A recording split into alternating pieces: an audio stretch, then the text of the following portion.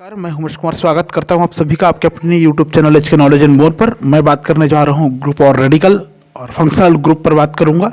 जैसे organic chemistry का पहले वीडियो मैंने अपलोड कर चुका था, उसमें मैंने बताया था कि हमको ऑर्गेनिक केमिस्ट्री का अध्ययन क्यों करना चाहिए, कार्बनिक यौगिकों का वर्गीकरण कैसे किया जाता है, ये सारी चीज़ें मैंने पहले वीडियो में पोस्ट कर दिया है। एरोमेटिक, एलिफेटिक, एलिसाइक्लिक, ये सब होता क्या है, होमोसाइक्लिक, हेट्रोसाइक्लिक होता क्या है, मैंने पहले ही वीडियो में क्लियर कर दिया है। तो इस वीडियो में बात करने जा रहा हूँ ग्रुप और रेडिकल और फंक्शनल ग्रुप के बारे में। तो वीडियो को ध्यान से देखिएगा, बहुत इंपॉर्टेंस हो सकता है आपके लिए। यहाँ से छोटा छोटा प्रकार का सवाल अलग अलग प्रकार के एग्जाम में पूछा जा सकता है, आपके लिए बहुत इंपॉर्टेंट, बहुत हेल्पफुल हो सकता है। तो चलिए शुरू करते हैं। वीडियो पसंद आए प्लीज़ वीडियो को लाइक करें, शेयर करें, कमेंट करें, और चैनल को अभी तक आप सब्सक्राइब नहीं किए तो प्लीज़ सब्सक्राइब कर ले, ताकि इसी प्रकार की अपडेट आपको हमेशा प्राप्त हो। देखिए, मैंने लिखा है ग्रुप और रेडिकल, रेडिकल अर्थात समूह या मूलक, उसके बाद में मैंने लिखा है फंक्शनल ग्रुप। तो इस पूरे मैटर में मैं बात करूंगा। आपको पता होना चाहिए कि जितने भी प्रकार के कार्बनिक यौगिक होते हैं कम से कम दो भागों से मिलकर बनता है। कितने भागों से मिलकर बनता है? दो भागों से मिलकर बनता है, जिन्हें समूह या मूलक कहते हैं। मतलब जितने भी प्रकार के ऑर्गेनिक कंपाउंड है, जितने भी प्रकार के ऑर्गेनिक कंपाउंड है, ऑर्गेनिक कंपाउंड है, ये ऑर्गेनिक कंपाउंड दो भागों से मिलकर बनता है, जिन्हें समूह या मूलक कहते हैं। क्या कहते हैं? समूह या मूलक कहते हैं। आपको यही पता होना चाहिए, ग्रुप और रेडिकल कहते हैं। ठीक है, आप उदाहरण के लिए देख सकते हैं कि आपके सामने अगर मैं एक स्ट्रक्चर संरचना सूत्र लिखूं, फॉर एग्जांपल ये मैंने एक स्ट्रक्चरल फार्मूला यहाँ पर शो कर रहा है कि ये है क्या चीज़। तो दोनों चीज़ें देख लीजिए आप, इसमें पहला और दूसरा और देख सकते हैं आप। इससे एक स्टेप मैं आगे बढ़ रहा हूँ कार्बनिक रसायन में, ये यहाँ से, ठीक है। फॉर एग्जांपल ये ऐसा लिखा हुआ है, आपके समझने के लिए मैं इसको बता रहा हूँ, ठीक है। ये इसको हम लोग पढ़ते हैं, इसको और दूसरी भाषा में कैसे लिखेंगे? CH3OH लिखेंगे। इसको क्या लिखेंगे? C2H5NH2 लिखेंगे। क्लियर है? समझ में आया?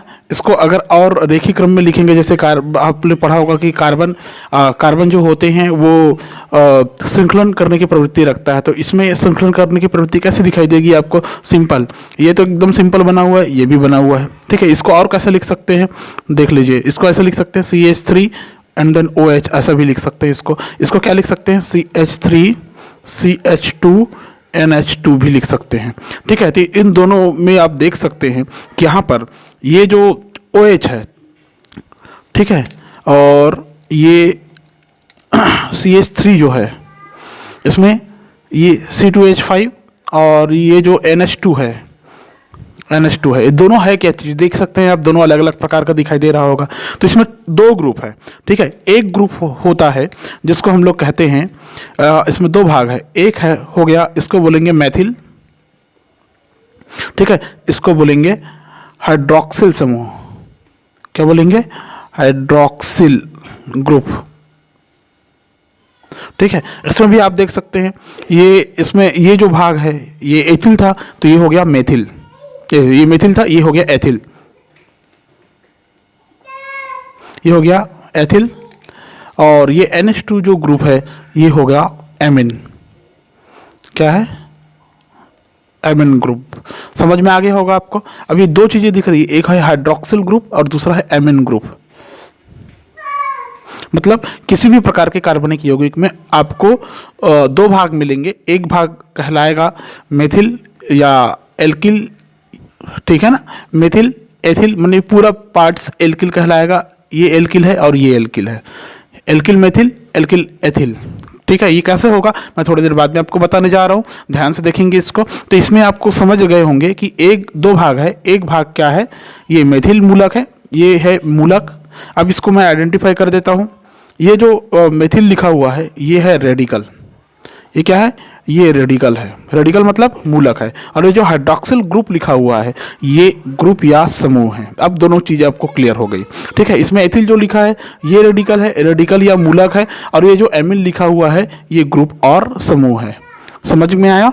ठीक है। तो आप समझ गए होंगे कि कोई भी कार्बनिक यौगिक है वो दो भागों से मिलकर बना होता है, कम से कम दो भाग होंगे इसमें। इन उदाहरणों से आप ये क्लियर कर सकते हैं कि यौगिक का पहला भाग हमेशा एल्किल मूलक होता है। कौन से मूलक है ये? एल्किल मूलक है, ठीक है। ये कौन सा मूलक है? एल्किल। ये याद रखोगे एल्किल मूलक है, एल्किल मूलक है रेडिकल। इसमें भी ये एल्किल मूलक है, एल्किल मूलक है, जिसको आपने क्या कहा, रेडिकल एथिल कहा, ठीक है ना। तो दूसरा इसमें जो दिखाई दे रहे हैं ग्रुप की बात करते हैं, तो कौन सी ग्रुप है ये ग्रुप है फंक्शनल ग्रुप। ये भी है फंक्शनल ग्रुप, क्रियात्मक समूह है। मतलब किसी भी संतृप्त हाइड्रोकार्बन से जब एक हाइड्रोजन परमाणु को हम प्रतिस्थापित कर दें, तो समझ रहे हो, जितने भी प्रकार के हाइड्रोकार्बन है उसमें से एक हाइड्रोजन परमाणु को प्रतिस्थापित कर दे, तो उससे शेष बचे भाग को हम एल्किल मूलक कहते हैं। एल्किल मूलक का सामान्य सूत्र जो होता है, एल्किल मूलक का जो सामान्य सूत्र होता है वो होता है CnH2n+1 होता है। ये याद रखोगे, एल्किल मूलक का सामान्य सूत्र क्या होता है, CnH2n+1 होता है, ठीक है। आप इससे समझ सकते हैं। सामान्य सूत्र लिखते समय हम हमेशा एल्किल मूलक को R डैश के द्वारा दर्शाते हैं। इस एल्किल मूलक को हमेशा R डैश के द्वारा दर्शाते हैं, ये पता होना चाहिए। फॉर एग्जांपल कैसे लिखेंगे इसको, ROH, तो ये क्या हो गया, अल्कोहल हो गया। ये क्या हो गया, अल्कोहल हो गया, ठीक है। और इसमें मैं और आगे बढ़ूं, RCHO अगर लिख दूं तो ये क्या है, ये एल्किल मूलक तो है ही, साथ में इसके साथ में क्या जुड़ा हुआ है, CHO फंक्शनल ग्रुप जुड़ा हुआ है। तो इसमें क्या दर्शाएगा, ये एल्डिहाइड दर्शाएगा, एल्डिहाइड दर्शाएगा। तो समझ में आया। फॉर एग्जांपल और एक स्टेप अगर मैं आगे चले जाऊं, तो आपको अगर ऐसा लिखा हुआ कहीं पर दिखे, ये ऐसा इस प्रकार का, तो ये जो होता है RCOOH हो गया, तो ये है कार्बोक्सिलिक एसिड, कार्बोक्सिलिक एसिड है, कार्बोक्सिलिक एसिड है। क्लियर है। तो कहने का मतलब इस पूरे ग्रुप में R बराबर, ये जो R हमने लिखा है, तो R बराबर क्या होगा, CH3 या R बराबर C2H5। इसमें एक हाइड्रोजन कम करते जाएंगे, आप आगे बढ़ सकते हैं आप लोग, ठीक है। और इसमें जो ग्रुप दिखाई दे रहा है आपको, इसमें एल्कोहलिक ग्रुप, इसमें एसिटाल्डिहाइड ग्रुप या एल्डिहाइड ग्रुप आपको ये दिखाई दे रहा है, ठीक है। एक R जो एल्किल ग्रुप का प्रतिनिधित्व करता है, ठीक है ना, मूलक से दर्शाते हैं हम उसको, और जो दूसरा समूह है उसमें फंक्शनल ग्रुप को दर्शा रहे हैं, ठीक है। मतलब हाइड्रोकार्बन के नाम का जो सफिक्स होता है या अनुलग्न जिसको बोलते हैं, उसमें से N हटा दिया जाता है। फॉर एग्जाम्पल हम लोग कहते हैं ALKNE, एल्केन। एल्केन में आप देखिए, ध्यान से देख सकते हैं आप, इसमें ANE जुड़ा हुआ है। इसमें से अगर हम एक हाइड्रोजन को निकाल दें, ठीक है, एक हाइड्रोजन को निकाल देंगे तो ये बन जाता है सिंपल R, एल्किल मूलक बोलेंगे इसको। ये क्या है, एल्किल रेडिकल, एल्किल मूलक बन गया ये, देखिए, ठीक है, समझ गए होंगे। मतलब ये एक संतृप्त हाइड्रोकार्बन हो गया, यहाँ से अगर आप एक हाइड्रोजन को निकाल देते हैं तो ये बनाएगा एल्किल मूलक, एल्किल मूलक या रेडिकल, एल्किल मूलक या रेडिकल बनाएगा। फॉर एग्जांपल देख सकते हैं, एक संतृप्त हाइड्रोकार्बन मैं लेता हूं, यहाँ पर CH4 मीथेन ले रहा हूँ, क्या ले रहा हूँ, मीथेन ले रहा हूँ CH4। यहाँ से मैं एक हाइड्रोजन निकाल देता हूँ तो क्या हो गया, CH3 हो गया। तो ये CH3 ही क्या है, ये एल्किल रेडिकल है, रेडिकल है। समझ गए होंगे आप, समझ में आया। मतलब संतृप्त हाइड्रोकार्बन से जब हम एक हाइड्रोजन को हटा दें तो वो बन जाता है एल्किल मूलक, और वो जो हाइड्रोजन हटा है उसकी जगह पर कोई फंक्शनल ग्रुप जुड़ा हुआ आपको देखने को मिलेगा। तो जितने भी प्रकार के एल्केन आपको देखने को मिलेंगे, सारे एल्केन में अगर एक एक हाइड्रोजन निकाल देते हैं तो पूरा क्या बन जाएगा, एल्किल ग्रुप बन जाएगा। फॉर एग्जाम्पल एक हो गया एल्केन, ये एल्केन, एल्केन जब एल्केन CH4 C2H6, उसके बाद C3H8, next C4H10, methane, ethane, propane, butane. यहाँ से एक एक हाइड्रोजन हम निकालते हैं तो क्या हो जाएगा, CH3, ये हो जाएगा मेथिल, ठीक है। C2H6 में एक हाइड्रोजन निकालेंगे, C2H5 हो गया, ये हो गया एथिल। C3H8 में एक एक हाइड्रोजन निकाल दें, C3H7 हो जाएगा। C4H10 में एक हाइड्रोजन निकालें तो ये हो जाएगा C4H9 हो गया। ये मेथेन था, ये हो गया मेथिल, मेथिल। ये एथेन था, ये हो गया एथिल। ये प्रोपेन था, ये हो गया प्रोपिल। ये C4H10 में ब्यूटेन है, कार्बन की संख्या 4 और हाइड्रोजन की संख्या 10 है, तो इसमें से एक हाइड्रोजन हमने निकाला तो C4H9 हो गया, तो ये हो गया ब्यूटिल। क्या हो गया? ब्यूटिल। ठीक है, तो ये जो पूरा लिखा हुआ है ये पूरा का पूरा रेडिकल है। ये क्या है? रेडिकल है, याद रखेंगे, मूलक है। असंतृप्त हाइड्रोकार्बन के एल्किल मूलक इसी प्रकार के बने हुए आपको दिखाई देंगे। ठीक है, अब मेरे वीडियो का सेकंड पोर्शन होता है यहाँ पर फंक्शनल ग्रुप के बारे में मैं थोड़ा सा चर्चा कर देता हूँ। फंक्शनल ग्रुप क्या होता है? फंक्शनल ग्रुप के बारे में चर्चा करते हैं अपन।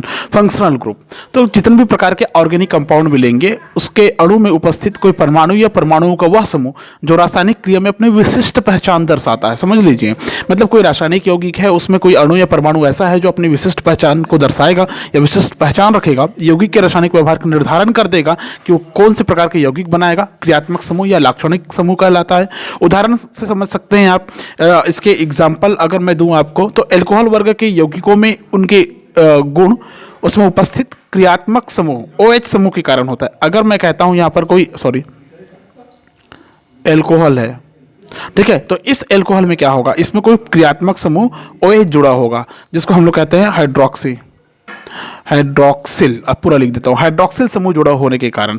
ठीक है, अगर वहां पर कोई एल्डिहाइड ग्रुप होगा, एल्डिहाइड ग्रुप अगर होगा तो वहां पर क्या होगा? CHO होगा।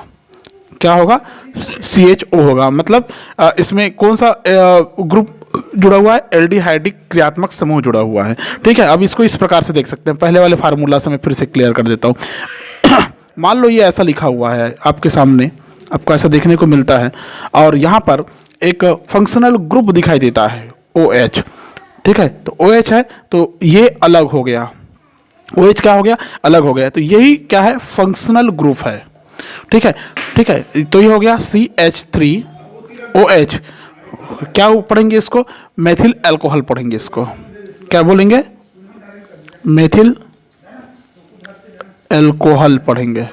ठीक है, और मान लो मैं ऐसा लिखता हूं इसको CH3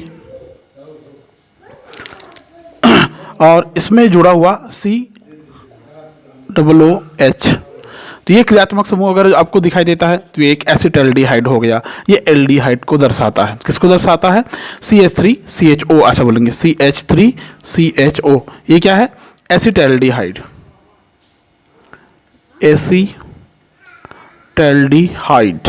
एसिटाल्डिहाइड को ये दर्शाता है। क्लियर है? तो आप दोनों में देख सकते हैं एक एक फंक्शनल ग्रुप आपको दिखाई दे रहा है।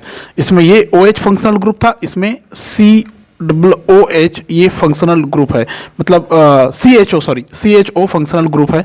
ठीक है, फंक्शनल ग्रुप है, क्रियात्मक समूह है। ऐसे बहुत सारे क्रियात्मक समूह आपको देखने को मिलेंगे जो कि बॉन्ड के आधार पर मिलेंगे। आप देखेंगे अपने बुक में तो आपके सामने एक भरा पूरा लिस्ट दिखाई देगा। ठीक है, जैसे आपको कुछ क्रियात्मक समूह ऐसे लिखा हुआ दिखने को मिल सकता है। जैसे एल्केन होता है तो एल्केन के लिए सिंपल हम RH लिखते हैं। ठीक है, ये एल्किल समूह को दर्शाता है। हाइड्रोजन वहां पर जुड़ा हुआ दिखाई देगा, मतलब RH। R का मतलब CH3 एंड देन H होगा। ये एल्केन होगा जिसको हम लोग संतृप्त हाइड्रोकार्बन या सैचुरेटेड हाइड्रोकार्बन के नाम से जानते हैं। ठीक है, अब इसी में अगर कोई क्रियात्मक समूह अगर मान ले, अगर कोई डबल बॉन्ड वाला है, ठीक है, मैं 2-3 ही बता रहा हूँ ना आगे। डबल बॉन्ड कैसे बनेगा? कार्बन और कार्बन के बीच में या कार्बन हाइड्रोजन के बीच में ऐसा बन सकता है। ठीक है, तो यहाँ पर कार्बन और कार्बन के बीच में बनता है, तो ये हो गया एल्किन। ठीक है, एल्किन को कैसे लिखेंगे हम? ये इस प्रकार लिखेंगे इसको RCH और फंक्शनल ग्रुप इसमें जुड़ा हुआ है, क्रियात्मक समूह CH2। ठीक है, तो ये एल्किन हो गया। अगर ट्रिपल बॉन्ड की बात करें, ट्रिपल बॉन्ड मतलब कार्बन कार्बन के बीच में ट्रिपल बॉन्ड। ठीक है, इधर हाइड्रोजन जुड़ा हुआ होगा, तो जब ट्रिपल बॉन्ड हो गया तो ये हो गया एल्काइन हो गया। इसको एल्काइन को कैसे दर्शाते हैं? RCH ट्रिपल बॉन्ड CH से दर्शाते हैं। ऐसे बहुत सारे मिलेंगे, लाइक हैलाइड मिलेंगे, हाइड्रोक्सिल मिलेंगे, ईथर मिलेंगे। ठीक है, समझ रहे हो मैं जो बोल रहा हूँ? हैलाइड अगर मिलता है तो हैलाइड कैसे मिलेगा आपको? Simple CH3Cl। ये क्लोरीन जो होता है ये हैलाइड समूह का प्रतिनिधित्व करता है। मेथिल अल्कोहल पहले ही पढ़ चुके हैं, CH3OH। आप मेथिल अल्कोहल पहले ही पढ़ चुके हैं। हाइड्रोक्सिल समूह क्रियात्मक समूह है। ठीक है, ईथर में कैसे लिखते हैं हम लोग? ईथर के लिए सूत्र क्या होता है? ईथर के लिए मैं यहाँ पर लिख रहा हूँ ना, ये ऐसा ईथर। तो इसमें ईथर कैसे बनेगा? CH3 OCH3। तो कुछ नहीं, मतलब यहाँ पर RR है, RR है यहाँ पर, ये याद रखेंगे। तो ये क्या हो गया, ईथर हो गया। क्या हो गया, ईथर हो गया। तो ऐसे बहुत सारे मिलेंगे आपको, एसिटिल एल्डिहाइडिक मिलेंगे, कीटोनिक मिलेंगे, कार्बोक्सिलिक मिलेंगे, एमिनो मिलेंगे, एमिडो मिलेंगे, एस्टर मिलेंगे, नाइट्रो मिलेंगे, आइसोसाइनाइड, साइनाइड एटसेट्रा मिल सकते हैं। तो आप लोग की तैयारी आप अपने सिलेबस अपने बुक से कर लेंगे, ठीक है। उसमें पूरा छपा हुआ पूरा देखने को आपको मिल जाएगा। ये सिंपली आपको एक्सप्लेनेशन करने के लिए मैंने इतना बताया है, ठीक है। तो उम्मीद करता हूँ कि वीडियो समझ में आया होगा, ग्रुप रेडिकल समझ में आ गया होगा, फंक्शनल ग्रुप समझ में आ गया होगा। वीडियो पसंद आए तो प्लीज़ वीडियो को लाइक करें, शेयर करें, कमेंट करें। चैनल पर पहली बार आए तो प्लीज़ चैनल को सब्सक्राइब कर ले, ताकि इसी प्रकार की अपडेट या वीडियो आपको हमेशा प्राप्त होता रहे। Thank you so much.